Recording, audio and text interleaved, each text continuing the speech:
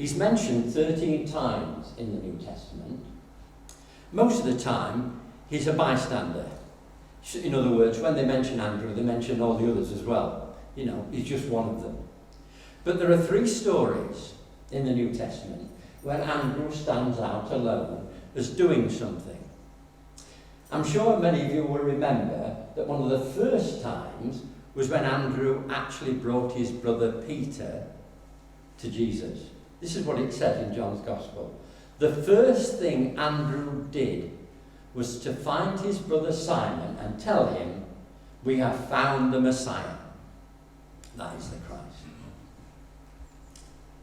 The second one is a story where some Greeks come to see Jesus. Now, normally they wouldn't be accepted because they weren't Jews.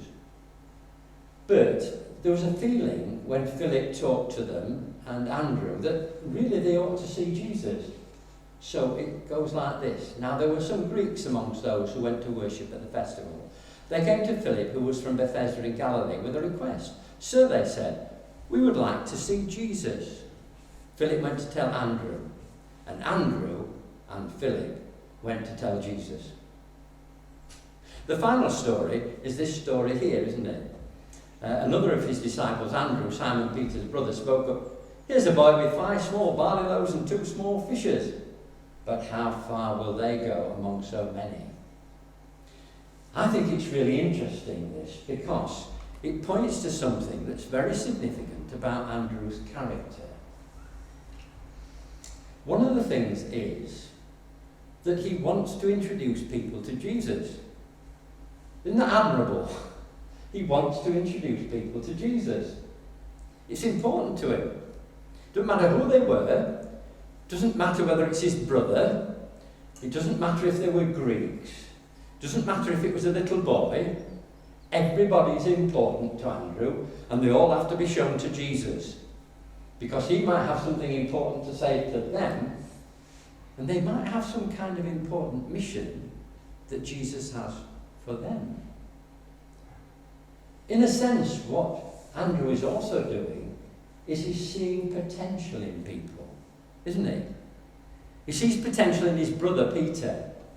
And of course, Andrew slips into the background. Andrew becomes of no consequence. Peter becomes the only one that seems to matter.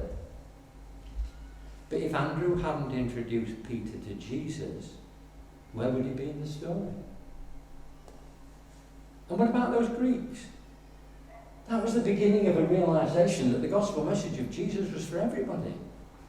The potential of Jesus talking to those non-Jews was that his message was for everybody and for all. And then finally there was a boy. Only got 5 loaves and 2 fish. But somehow you get the feeling that Andrew thinks there's potential here. Does he really realise what Jesus is going to do with it? Well, probably not. But somehow he sees potential. Isn't that important? You know, people in my life who have been important, people who have seen some kind of potential in me. Don't know where they found it, but some people have sometimes thought, maybe he's got potential. Have you ever done that? Have you met people who think, she's got potential, he's got potential? And they encourage you to do something, don't they, that you might not otherwise do, or to take a step that you might not otherwise take. Those kind of people are really important, aren't they? And that's something that really we ought to try and do. 2 things. Introduce people to Jesus and see the potential in people. And if we can, help them fulfill it. Of course, the greatest thing of all is to see potential in children, isn't it? I always love that. Sorry about the mucky print. The disciples, well, they're a motley crew, aren't they? At least the disciples were concerned for the needs of the people, weren't they? They said to Jesus, come on, they've been here all day. Don't you think that they're getting a bit hungry and a bit tired? Didn't we ought to do something for them? Didn't we ought to feed them? And then Jesus says to them, yeah, that's a good idea. Go on then. You can see the face drop, can't you? What, me? No, we're asking you to do something. No. Don't put it on us. You get that feeling, don't you? They're a funny crew, aren't they? So often the disciples seem to fail him, and yet he continues to put his trust in them, doesn't he? And hope that somehow something might happen. When we ask the children to reflect on what a disciple might say, you get some interesting responses. This one I like, what's he doing? They can never quite understand, can they, what he's up to? What's he doing? How will he feed everybody? And then, I love this bit, wow, that's epic. That's typical child talk, isn't it? Wow, that's epic. And then the others, I like this one. And suddenly, you see, after they've not been able to do anything, and they suddenly feel like everybody's being fed. That's my Jesus. Suddenly, I want to be in on the action. When something so spectacular happens, I'm going to be alongside him here, but might get a bit of reflected glory. That's my Jesus, always sharing. I'm very proud of you, Jesus, you're a genius. I love the way that these kind of phrases come out of children. You get some fantastic ones, don't you, Amy, when you do this sort of thing. And I think the children caught on to the idea that Jesus was a pretty amazing person. And felt that the disciples ought to feel the same. So when they're saying, Jesus, you're a genius, and wow, that's epic, I think they were thinking, that's what I think. You disciples, you ought to think that as well, because it is pretty epic. And as the disciples do that, and as they engage, they do see something amazing, and they do expect great things of Jesus. And what's really good is that they, in the end, do recognise that he has the power to change them and to empower them. And for all their failings, they give everything after the death of Jesus. And again, when we do one of the godly plays with the children, there's this recognition that virtually every one of those disciples had a grisly end. They had their heads chopped off, or they were hanged, or something nasty happened to them. They were prepared to put their lives on the line for Jesus. They did pick something up in the end, didn't they? They did realise that there was something for them in the end, even worth dying for. What about the crowd? What motivated them in the first place? Clearly, there was a hope that quite a number of them felt that they might have their illnesses cured, and that Jesus might bring them healing and hope. There are those who must have heard him before and thought to themselves, wow, that's a pretty good message. I wonder what else he's got to say. Let's go and have a listen. Because they couldn't turn the telly on or anything like that. So listening to a good preacher, and Jesus was, it's worth going and listening to him. And then there'll be always those who follow the crowd, won't there? You always get that, don't you? I always remember following the crowd once, because we were in Spain. And we were in these beautiful gardens, and there were some lovely fountains, we'd been told. Well, the fountains were working. And suddenly we saw this crowd moving in a particular direction. And I said to Jean, I wonder if it's anything to do with the fountains. So we followed them, and lo and behold, it was. This bloke had got a big screw that he opened up the valves for the fountains, turned them on for a few minutes, because there's so little water, he had to turn them off again. But there were some people who probably were just following the crowd. Afterwards, there might have been some who were looking for a free meal. Did you not pick that up from the video? I'm always hungry. There might have been some just looking for that. And if you think about it, Jesus knew that that was always going to be a potential temptation, isn't it? That some people might follow him because he turned stones into bread. I wonder how many of them really listened to what he had to say. I wonder how many took in the enormity and yet simplicity of the message that he came. Or did they just take the bits that they wanted rather than listening to it all? And that makes me think about all of us too. Have we changed? Do we really want to listen to the enormity of his message? Or just take the bits that make us feel comfortable? Do we sometimes wish the church to bend to our needs, complaining when things don't quite go our way, instead of being open to the unexpected and to the power of the message Jesus brings? There's always a danger of being more interested in criticising than doing. What about the boy? I love that boy. The only one sensible enough to bring a packed lunch.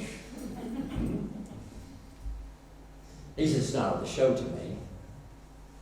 When the children, responded to this, they got the child saying, I wonder what he'll do. I met Jesus. It's like meeting Paul McCartney or something. Yes, that's awesome. I feel proud of myself for sharing. I wish my friends were like that. I'm one of the disciples now. I like that one. Do you remember recently 3 young men were asked to take penalties? And bless them, they failed, didn't they? And then they were subject to racist comments. I really, really was upset and disappointed. But it wasn't unexpected, was it? Because unfortunately there's still people like that out there. And then, what really pleased me was the outpouring from the children. And in fact, the Eye had a whole column on this. It said, Dear Marcus, I hope you won't be sad for long. And I loved all of them almost said this. 9-year-old Dexter, I hope you won't be sad for too long because you're such a good person. 5-year-old Amy in Leicester, I love football and I support England. Please don't be sad, you're still my hero. Next time we'll definitely win the World Cup. Or 8-year-old Oscar, when he came home from school on Monday, immediately has to write a letter to the team. Do not worry about missing a penalty. We are always told in school to try our best and not worry if we make a mistake. I hope you're okay. England fans believe in you. Thank you for the best summer of watching football. See you at the World Cup. And then Oscar went on to say, they don't deserve people to be horrible, and we should all be nice to each other. And he added, Rashford is a very good man because he helped children have full bellies, and he's a good footballer. He missed a penalty, but he shouldn't feel sad because everyone makes a mistake at some point. I love the notion that children feel, we make mistakes, yes. Being chair of governors at Orchard, one of the things I love about the school is they try to teach children that it's all right to make mistakes. Because to be honest, it's the only way you learn, isn't it? When you first ride a bike, you fall off, don't you?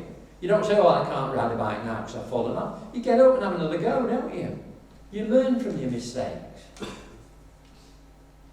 Another, seeing images of the defaced Rashford mural in Withington being repainted and covered in supportive messages, said, it shows that evil people always get outdone by kind people. I like that one. The final one was a Manchester United player. The ultimate compliment for a Manchester United player once said, Rashford, you're a legend at such a young age, and even though I like Chelsea, you're pretty good at football too. But I loved all those comments, don't you? There's a lot we have to learn from children in those kind of responses, and we need to respond to injustice, don't we? We need to ensure that we're an inclusive church. And we often need to remember to learn from the generosity of others and be generous ourselves. And finally, we better not forget him. Because he's the star of the show after the child. No, he's the star of the show, isn't he? Jesus. Just note how immediately he realises that they're like sheep without a shepherd, which is why I know it's disproportionate, but I stole the shepherd one from the Good Shepherd story in God of the Play. Because that was the thing he was, wasn't it? The Good Shepherd. He recognises that they're like sheep without a shepherd. He recognises their physical needs. He offers healing and hope. But he recognises their spiritual needs. He sits down and teaches them. It's amazing. They sat there all day listening to what he had to say.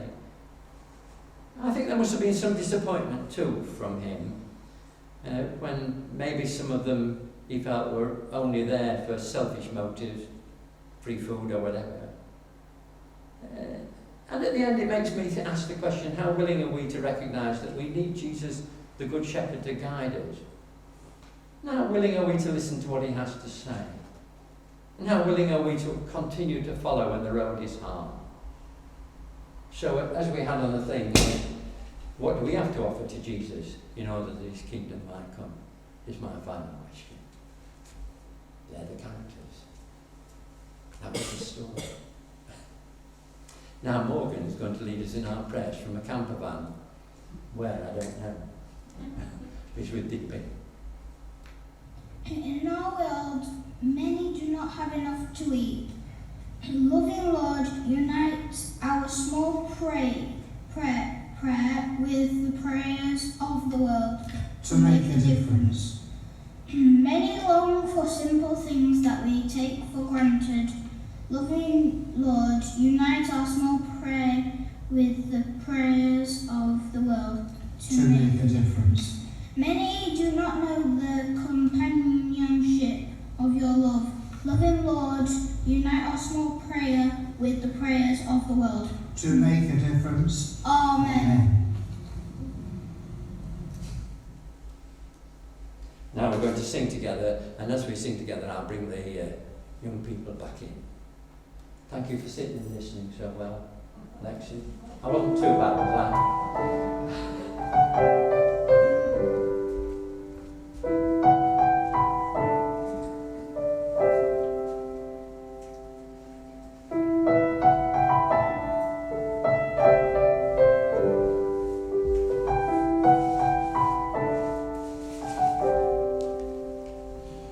Have you heard God's voice? Has your heart been stirred? Are you still prepared to follow?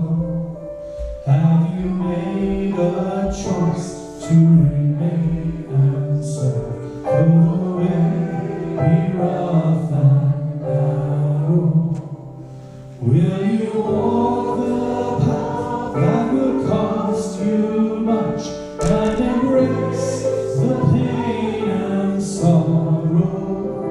Will you trust in one who will trust to you, the disciples of tomorrow?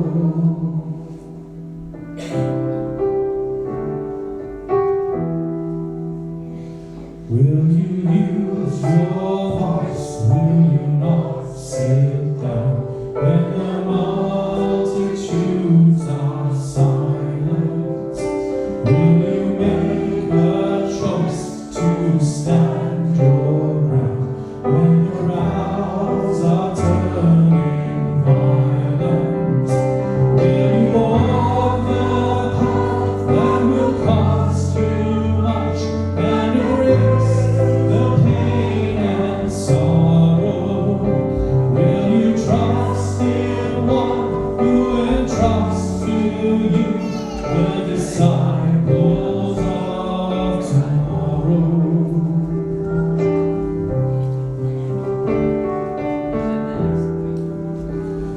In your city streets, will you be God's heart?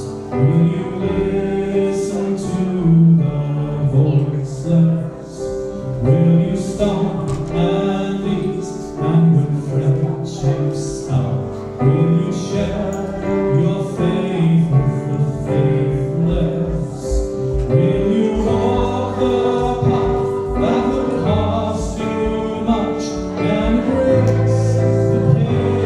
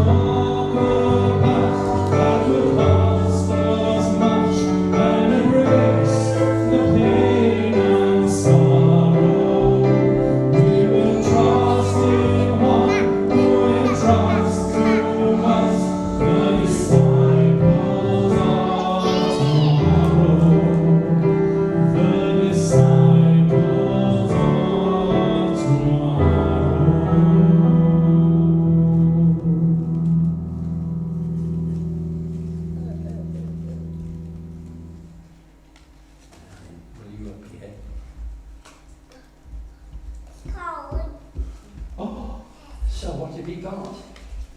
Eh? What's in there? Fish? And any chips? What have you got? This is some bread and fish. What about you? You've got bread and fish. What about you, Sophie? And have you actually got 5? Oh, look. Oh. They're good, those. Oh, what was the handle falling off? What about you, Ruby? Oh, right. 2 fish and 5 bread. That's good. Have you? You've got bread as well? Is it yellow? Oops.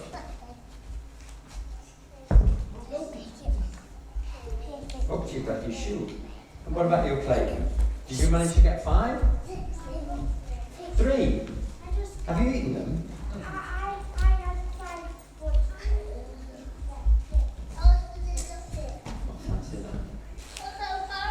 Thank you all for coming today. Thank you for all those watching. And thank you for the disciples of tomorrow and today. They're much appreciated. So may the Lord bless you and keep you. May the Lord make his face to shine upon you. And above all, to give you his peace.